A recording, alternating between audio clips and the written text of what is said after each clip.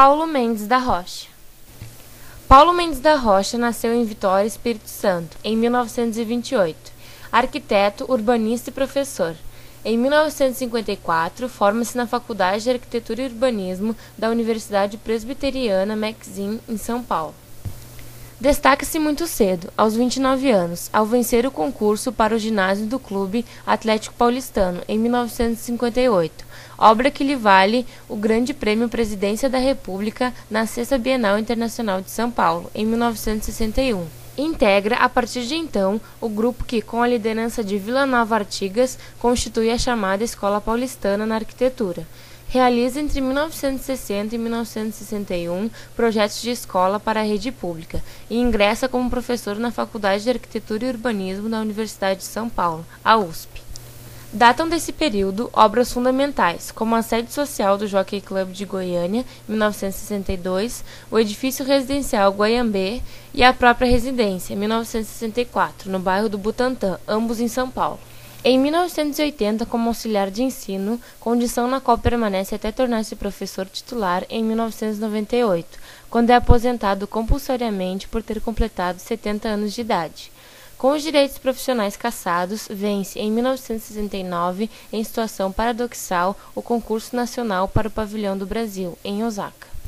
Entre 1987 e 1988, seus projetos para a Loja Forma e para o Museu Brasileiro da Escultura, o MUB, este também vencedor de um concurso, inauguram uma nova fase de reconhecimento público do seu trabalho. Com a publicação de seu livro na Europa em 2001 e encomendas de projetos na Espanha, recebe o importante Prêmio Pritzker, de 2006, com decoração máxima entre os arquitetos no mundo. Características do arquiteto. Na obra de Paulo Mendes da Rocha, dos ditos mestres da arquitetura moderna, transparece a preocupação com uma arquitetura que, mesmo sintética e limpa, se exprime pelos detalhes construtivos, rigorosamente estudados.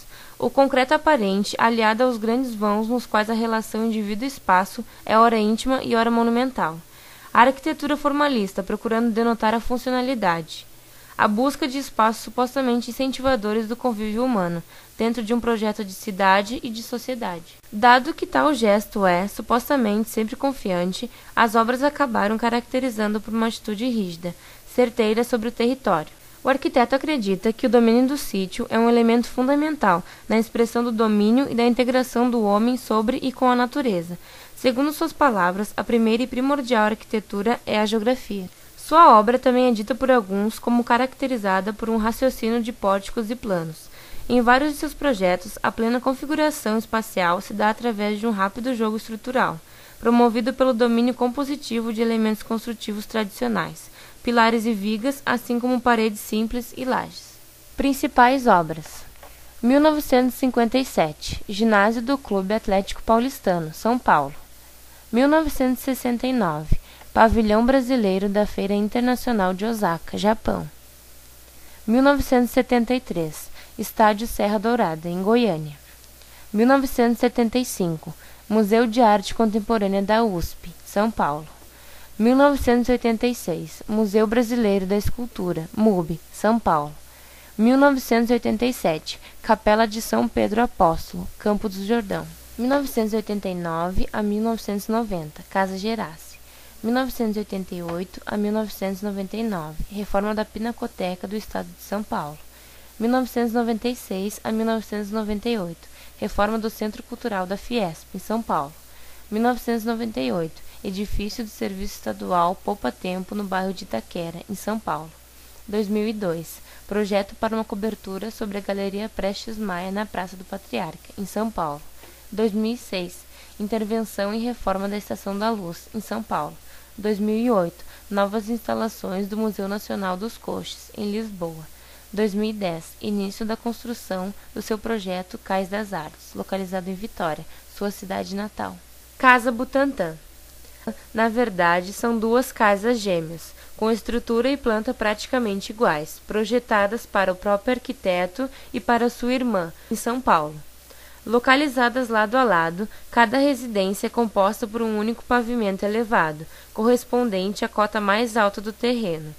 Cada casa fica apoiada sobre 4 pilares, criando um pátiozinho estrategicamente protegido, onde ficam a garagem e serviços. Grandes faixas contínuas e escadas de acesso às portas de entrada ao pavimento superior repetem-se igualmente em ambos os lados. Também chamam a atenção a ausência de janelas nos quartos, as paredes que param a meia altura e os móveis fixos. Com divisões não tão nítidas, é uma casa que se volta para dentro. Museu Brasileiro de Escultura, MUB, 1987 a 1995.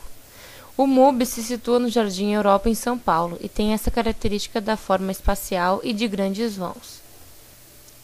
Inserido numa localização, o projeto tem uma expressão contestadora, onde a praça é que desafia o limite do lote, onde possui um espaço propício para a exposição de esculturas e se torna circulável, desde seu exterior, com espaço privado e público, mediante rampas, escadas e luz natural zenital e lateral.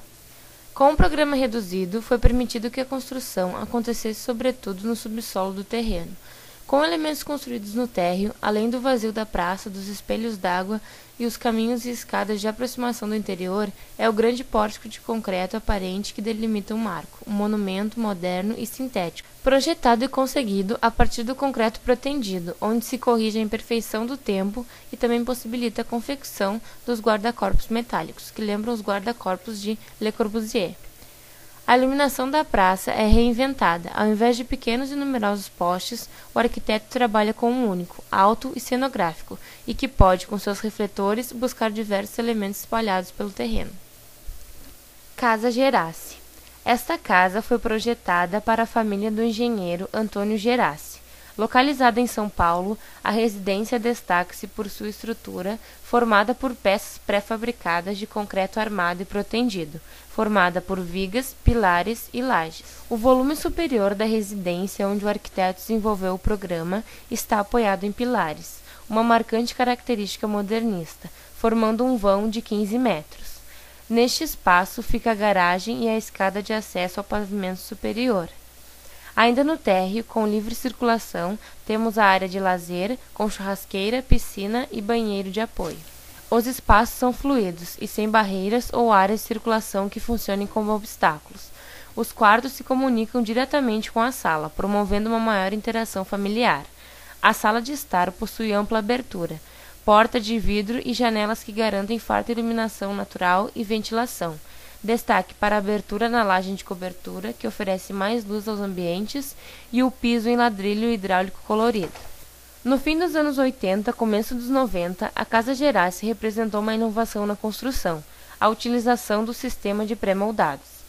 O arquiteto demonstrou que o uso racional dos materiais, além de constituir economia de tempo e custos, pode gerar soluções que unem praticidade e conforto em um mesmo ambiente. Pinacoteca, São Paulo.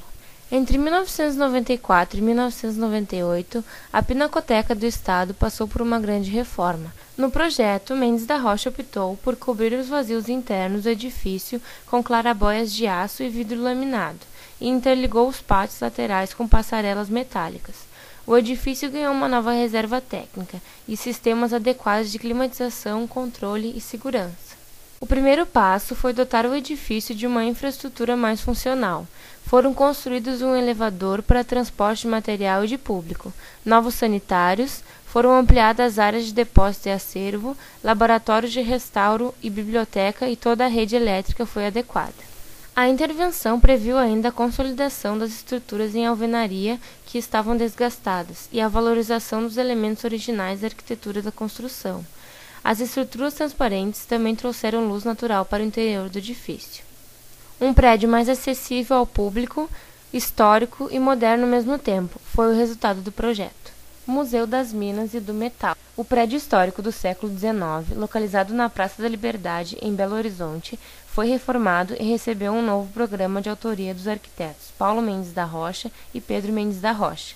Adaptada para receber o Museu das Minas e do Metal, a construção recebeu volumes envidraçados, contendo elevador e escadas, blocos em formas de U e um revestimento metálico em tom de vermelho que a destaca. Essas intervenções visaram melhorar a circulação interna.